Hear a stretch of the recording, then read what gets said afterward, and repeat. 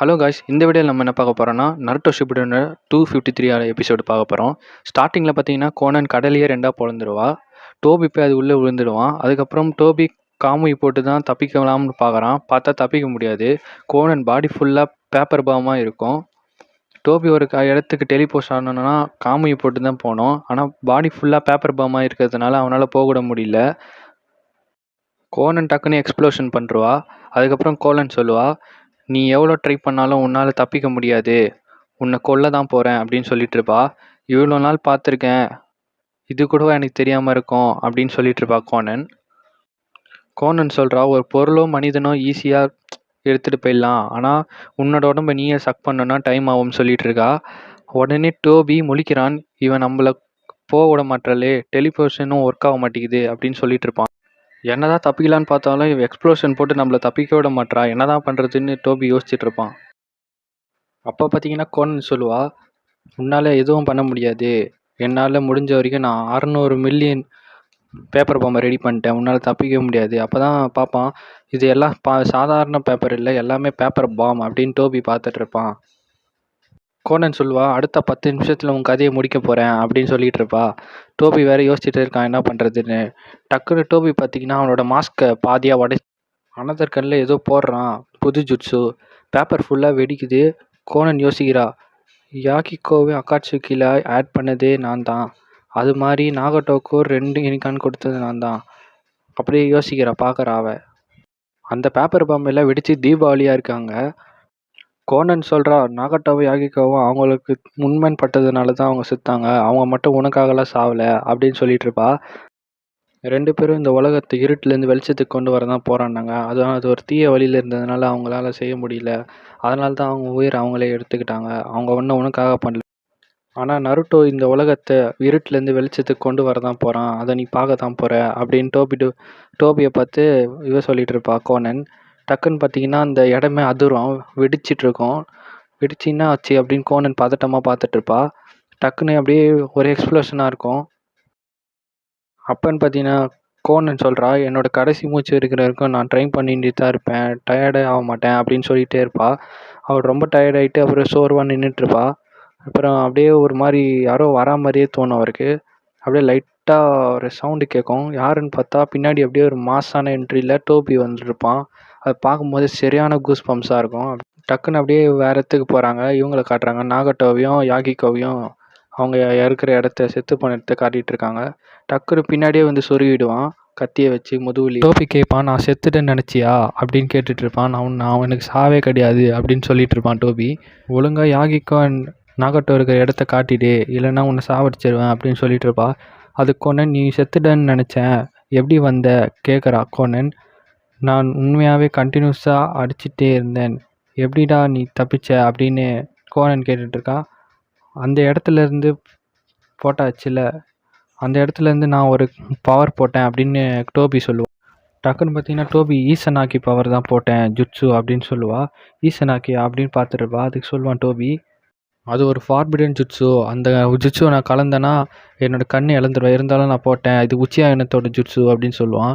இந்த forbidden jutsu ஈசனாக்கி jutsu வந்து செஞ்சுவையும் உச்சியாவையும் ரெண்டுத்தையும் கலந்து உருவாக்கப்பட்டது அப்படின்னு. அதுக்கு கோனன் கேட்பா, உச்சியாவையும் செஞ்சுவையும் எப்படி ஒன்றா பயன்படுத்த முடியும், அது யாராலையும் முடியாது, சேஜ் ஆஃப் 6 பாத் ஆஃப் மட்டும் தானே முடியும் அப்படின்னு சொல்லிட்டு இருப்பா. அதுக்கு டோபி சொல்லுவான், நீ முன்னாள் அக்காட்சுக்கி மெம்பர்னால உங்ககிட்ட மட்டும் சொல்கிறேன், இந்த ஈசனாகியை உருவாக்குனதே சேஜ் ஆஃப் 6 பேக்ஸ் தான் அப்படின்னு சொல்லிட்டு இருப்பா. ஒரு காலத்தில் செஞ்சுவும் உச்சியாவும் ஒன்றா தான் இருந்தது அப்படின்னு சொல்லிட்டு இருப்பான் டோபி. இந்த 2 பவர் மட்டும் ஒருத்தர்கிட்ட இருந்ததுன்னா இது யாராலையும் தடுக்க முடியாது, அவர் பயங்கரமான பலசாலியாக இருப்பார் அப்படி சொல்லுவான். எல்லோரும் நினச்சிட்டு இருக்காங்க ஆஷிராமா வந்து மதராவை தோக்கடிச்சாரு, அதுதான் உண்மை இல்லை. இந்த ஈசனாக்கி எப்படி உருவாகுதுன்னா பவர் ஆஃப் லைட்டும் பவர் ஆஃப் மென்டலும் இதில் ரெண்டுத்தையும் கலந்து தான். இது எக்ஸாம்பிள் வந்து 10 டைல்ஸு லைட்டு இதை வச்சு தான் அது உருவாச்சு அப்படின்னு சொல்லிட்டு இருப்பான். அவன், நீ யார் தான்டா, ஏன்டா இதெல்லாம் பண்ணுறேன்னு கோனன் கேட்பான். நான் தான் மதரா உச்சியா அப்படின்வான். இந்த உலகத்தை நான் தான் ஆள போகிறேன் அடுத்தது அப்படின்னு சொல்லிட்டு இருப்பான். ஆஷிராமாகிட்ட தோற்ற விஷயம் யாருக்கும் தெரியாது, அது தெரிஞ்சாலும் நான் ஒன்றும் பண்ண முடியாது அப்படின்னு சொல்லிட்டு இருப்பான். இது ஆஷிராமா செஞ்சியோட செல்ஸை அவ்வளோ ஈஸியாக யாராலையும் பயன்படுத்த முடியாது, நான் தான் சேஜ் ஆஃப் 6 பேக்ஸாக இருப்பேன் அப்படின்னு சொல்லிட்டு இருப்பான். கோனனோட ட்ரை பண்ணாலும் அவளால் முடியாது, ஆல்மோஸ்ட் அவர் இறக்குற நிலைமை போயிட்டா. அப்போ இவன் சொல்லுவான் டோபி, நீ நாகட்டோவையும் நருட்டோவையும் லூசு மாதிரி பேசி இது பண்ணுற, இந்த உலகத்தை அதனாலலாம் காப்பாற்ற முடியாது அப்படின்னு சொல்லிட்டு இருப்பான் டோபி. டக்குன்னு யாகிகோ மேலே பார்த்து யோசிக்கிறா பழைசெல்லாம். யாகிகோ சொன்னதை யோசிச்சு பார்க்குறா. நீ தான் நாகட்டோ இதுக்கான பாலமாக இருக்க போகிற அப்படின்னு சொல்லுவான். அதனால் இவன் யோசிப்பான் அப்புறம் நாகட்டோ, இல்லை நீ தான் இதுக்கான பாலம், நான் வெறும் தூண் தான் அப்படின்னு மாற்றி மாற்றி 2 பேரும் பேசிப்பாங்க. சரி, இது 2 பேரும் மாற்றி மாற்றி இப்படி பேசிகிட்டே இருப்பாங்க. இவங்க 2 பேரால் முடியாதது நருட்டோவால் தான் முடியும்னு யோசிச்சு பார்க்குறா. டக்குன்னு அவ கோவப்பட்டு பயங்கரமான டென்ஷனில் ஏதோ ஒரு உருவாக்குறா. என்னன்னு தெரில. அது யோபி ஆச்சரியமாக பார்த்துட்டு இருப்பான். சடனாக இடன் ரெயின் மழையும் நின்றுச்சு. அதுக்கப்புறம் நாகட்டோ உன்னையும் சேர்த்து நான் கூப்பிட்டு போகிறேன், இவங்கிட்டேருந்து இந்த உலகத்தை காப்பாற்ற போகிறேன் அப்படின்னு யோசிச்சுட்டு, நாகட்டோக்கும் உன்னோட ட்ரீம் யாருக்கு புரியல நாகட்டோ அப்படின்னு சொல்லிட்டு ஒரு சக்கரை மாதிரி ஒரு இதுவை உருவாக்குவா. டக்குன்னு டோபி அதை ஓடி வருவான் அடிக்க. சர்ன்னு விடுவா பாருங்க. அப்படியே அதை பிளாக் பண்ணிட்டு வந்துட்டே இருப்பான் டோபி. நீ ஒரு இருட்டு இந்த உலகத்தை அழிக்க போகிற அப்படின்னு சொல்லிட்டு ஒரு சக்கரத்தை விடுவா. அது எல்லாத்தையும் பிளாக் பண்ணுவான். அசால்ட்டாக தட்டி விட்டு ஓடி வருவான் டோபி. அதுக்கப்புறம் சுரிக்கன் மாதிரி எதோ விடுவாவ. அது எல்லாத்தையும் பீஸ் ஆகிடுவான். அப்படியே ஒரு கை இல்லாமே எல்லாத்தையும் கிட்ட போட்டு நுவனன் கிட்ட வந்து சங்க பிடிச்சி தூக்கிடுவான். என்னையே இருட்டுன்றியா, இந்த உலகத்துக்கு நான் தான் வெளிச்சத்தை கொண்டு வர போகிறேன் அப்படின்னு சொல்லிட்டு தூக்கி சொருவிடும் அவன் மேலே. அப்புறம் சொல்லிகிட்டே இருப்பான், இந்த உலகத்துக்கு நான் தான் வெளிச்சத்தை கொண்டு வருவேன், என்ன எப்படி நீ அப்படி சொல்லுவேன் அப்படின்னு சொல்லிட்டு கத்துவான். இந்த இடத்துல உண்மையாலேயே கோனன் கொஞ்சம் நல்லா தான் ஃபைட் பண்ணியிருப்பான் டோபிக்கு எதிராகவே, அதாவது மாதராவுக்கு எதிராகவே. நான் மறுபடியும் கேட்குறேன், ரெனிங்கன்னு வச்சு நாகட்டும் எங்கன்னு கேட்டு சாவே ஆச்சிருவான். அது சொல்லாது. அதுக்கப்புறம் யாகிக்கோ கோனன் செத்துருவான். அப்புறம் பார்த்தீங்கன்னா அவனே கண்டுபிடிப்பான், தேடிட்டே இருப்பான். அப்புறம் லாஸ்ட்டில் கண்டுபிடிச்சிருவான் அந்த இடத்தையும். யாகிக்கோவும் நாகட்டோவும் இருக்கிற இடத்தையும் கண்டுபிடிச்சிட்டு போய் பார்ப்பான். லாஸ்ட்டில் கேட்குறான், இன்னும் நீ இங்கே தான் இருக்கியா? நீ எந்த அளவுக்கு உன் பவரை நீ யூஸ் பண்ணியிருந்தா உன் உசுமாக்கி பவர் போடும் உன்னோட முடியே வெள்ளையாயிட்டிருக்கோம் அப்படின்னு சொல்லுவான். இன்னதான் நீ எனக்கு துரோகம் கொடுத்தாலும் இன்னும் சிரிச்சுக்கிட்டே இருக்கேன்னு அவரை வேறு டைமென்ஷனுக்கு அமுச்சு விட்ருவான். அவனை அப்புறம் யாகிக்கோவையும் பார்த்துட்டு இருப்பான். அவனை சரி இவனால் எதுவும் யூஸ் இல்லை, நம்ம கிளம்பலான்னு கிளம்பிடுவான் டோபியும். டக்குன்னு பார்த்தீங்கன்னா கோனனை காட்டுவாங்க. கோனன் பார்த்தீங்கன்னா இறந்து போய் கிடப்பா. அவன் மேலேருந்து ரெட் கலரில் ஒரு பேப்பர் பறந்து போவோம்.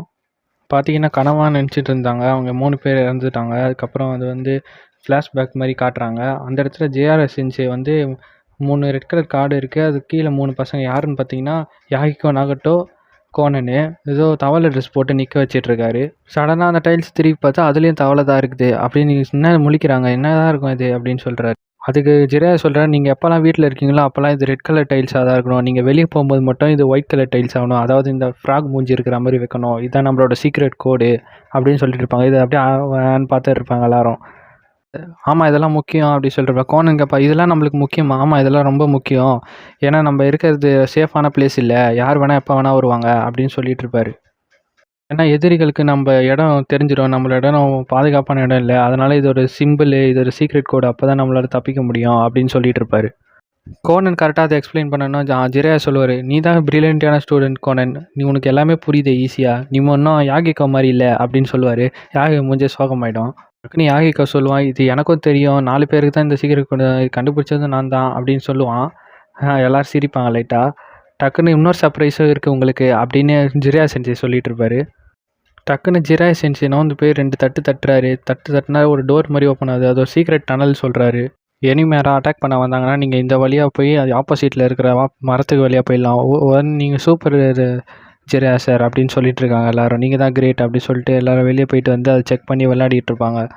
வெளியே இருந்தால் அந்த மாதிரி ட்ரைனிங் பண்ணிகிட்டு இருப்பாங்க. இவ்வளோ போய் கத்தின்னு இருக்கே, நீ முதல்ல டெய்லை மாற்றிட்டு வாடா போயிட்டு அப்படின்னு சொல்லிட்டு இருக்காரு. உடனே அறிவில்லையா அப்படி கேட்பாரு. உடனே நானே முதல்ல டைலை மாற்றாம தான் வந்தேன் அப்படின்னு யோசிப்பார். அதுக்கப்புறம் வெளியே போய் பயங்கரமான ட்ரைனிங்லாம் எடுத்துகிட்டு செம்மையாக அடிக்கிறாங்க. ஜிரையாவோட ஷாடோ குளோனே அடித்து எல்லாத்தையும் பண்ணுறாங்க. அவர் பயங்கரமாக ட்ரைனிங் கொடுத்துருக்கு. இந்த வீடியோ லைக்